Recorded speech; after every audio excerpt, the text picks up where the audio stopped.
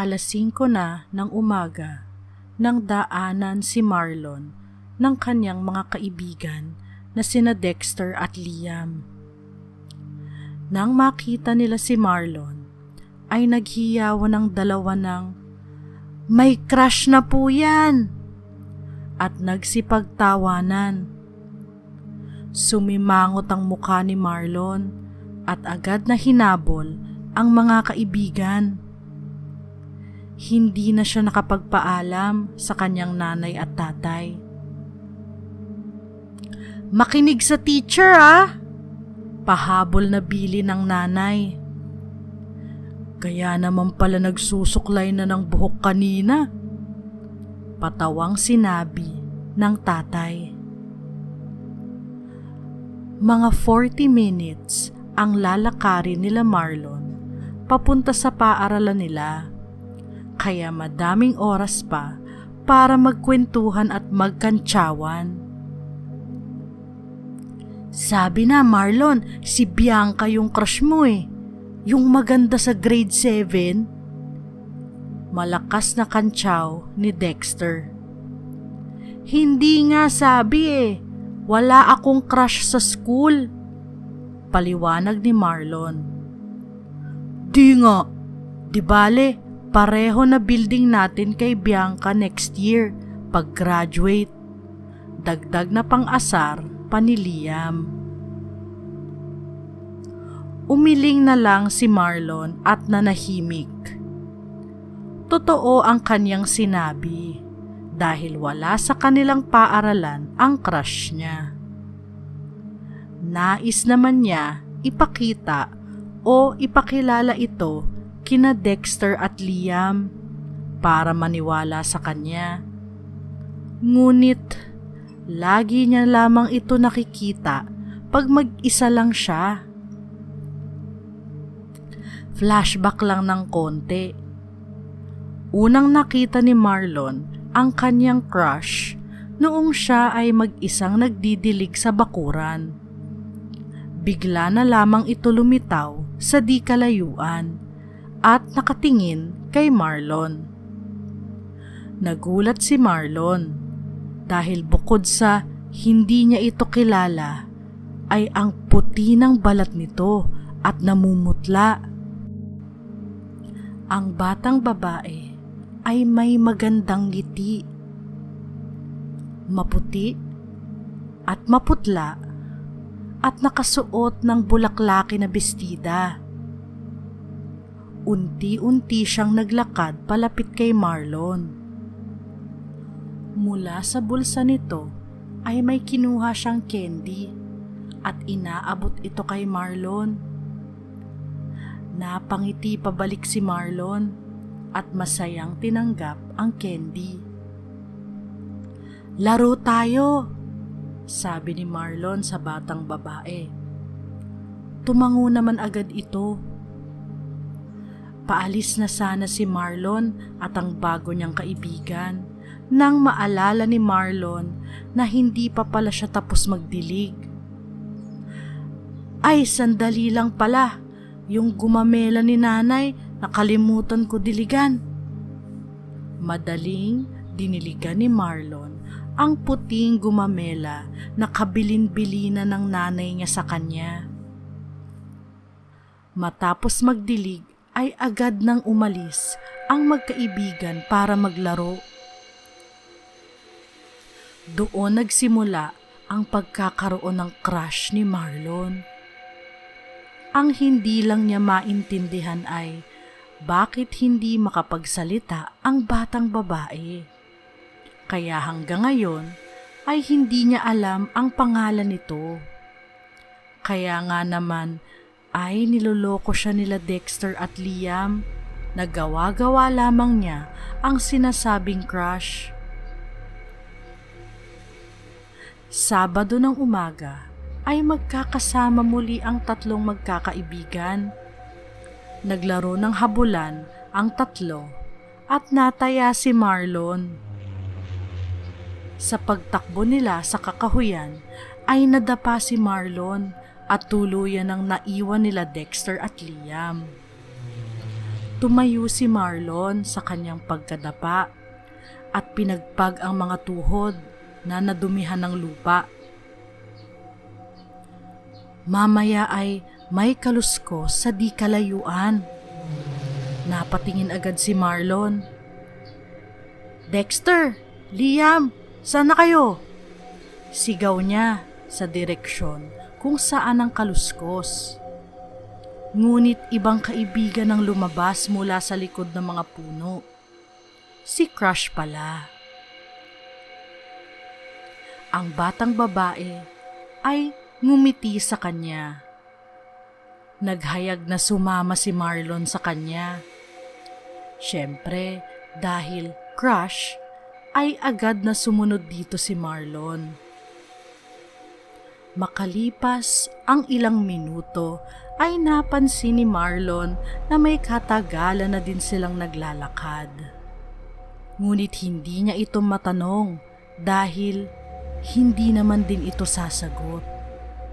Kalaunan ay nagtanong na din si Marlon. "Teka, sandali, pagod na ako. Malayo pa ba?" Humahangos na tanong ni Marlon, ngunit alam niya na wala siyang makukuhang sagot. Nang tingnan ng batang babae, ay nakaturo ito sa isang daanan. Tila doon ang kanilang pupuntahan. Huminga na lamang ng malalim si Marlon at muling naglakad. "Ang bango naman, amoy sampagita," sabi ni Marlon habang palapit sa pupuntahan. Nang makita ang paligid, ay napanganga siya sa ganda nito. Tila paraiso ang lugar. Iba't iba at sari-sari ang mga bulaklak sa paligid. May talo na di kataasan sa bandang dulo at napakalinaw ng tubig sa ilog. Sa tabi naman ay may di kataasan na treehouse. Hindi nag-atubiling maglaro si Marlon. Siya ay naliligayahan sa kanyang mga nakikita. Naghabulan, nagtampisaw sa ilog at umakyat sa treehouse si Marlon at ang batang babae. Kalaunan ay napagod din sila at nagpahinga sa may mga bato sa may ilog. Kumuha ang batang babae ng candy mula sa bulsa at inabot to kay Marlon. Tinanggap naman ni Marlon ito at nagpasalamat. Kinikilig na sana si Marlon dahil ito din ang candy na binigay sa kanya nung una silang nagkakilala. Lingid sa kaalaman ng batang babae ay itinago ni Marlon ang candy sa ilalim ng kanyang unan. Napansin ni Marlon na sumesenya sa kanya ang batang babae na buksan ang candy at kainin. "Ay, hindi na, sa bahay na lang," sagot ni Marlon sa senyas. Balak niya din kasi itago ito kasama ng naunang candy. Ngunit pilit ng batang babae na kainin na niya ito. Tumanggi muli si Marlon. Nawala ang ngiti sa mukha ng batang babae. Ito ay tila sumama ang loob at nagalit. Nagulat si Marlon sa reaksyon ng batang babae. Nagtataka siya bakit galit ito. Tumayo siya mula sa mga bato at magpapaliwanag sana.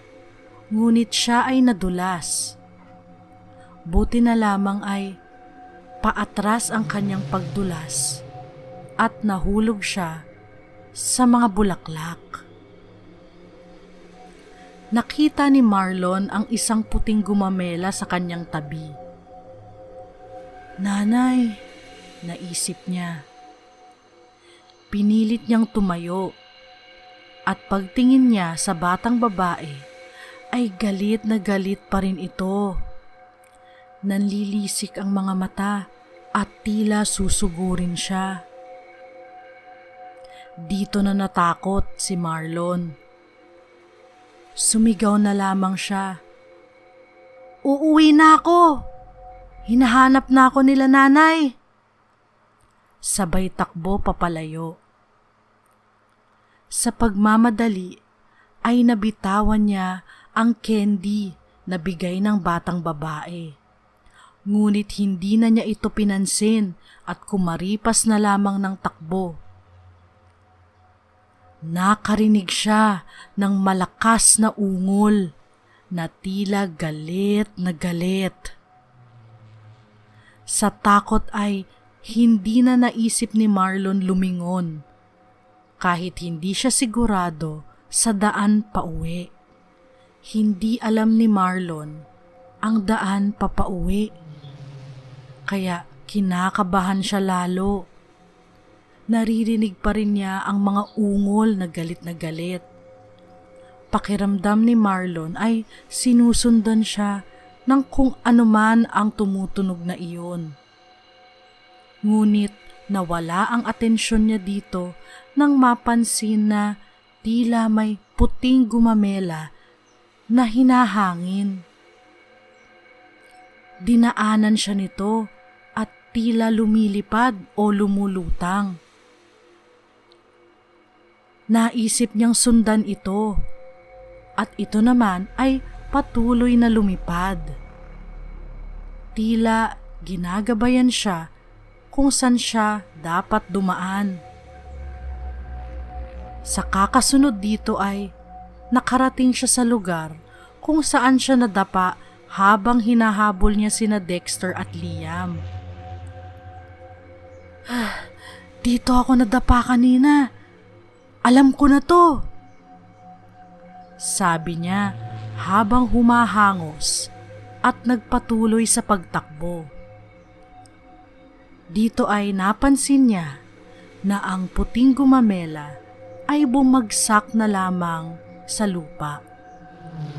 Sa kagustuhan niyang makauwi na, hindi na niya pinansin ang puting gumamela.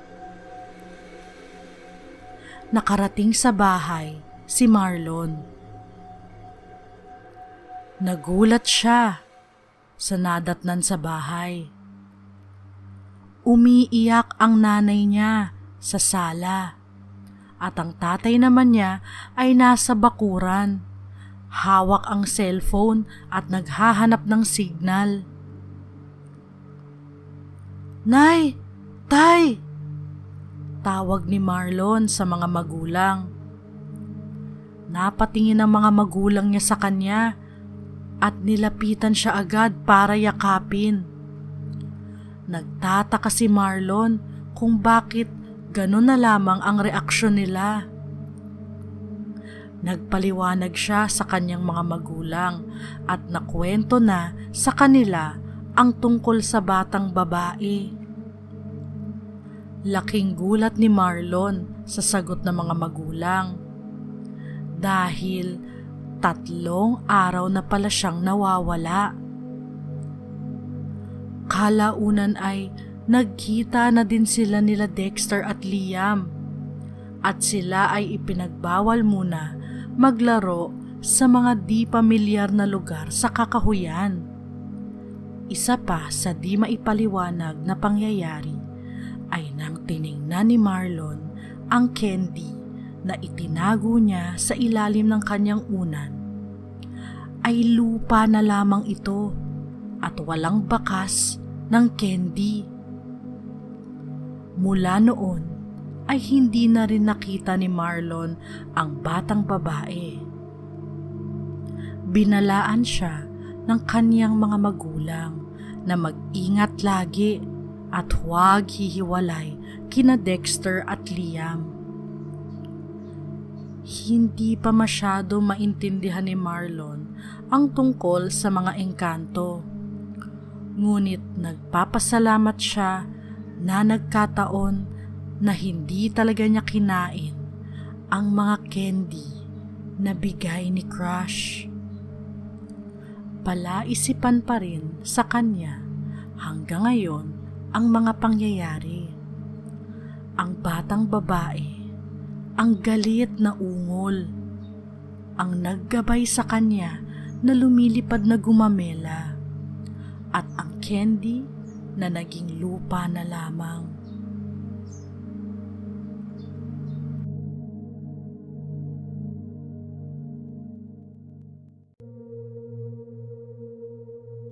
Kumusta mga katakot? Ako nga pala si Creek.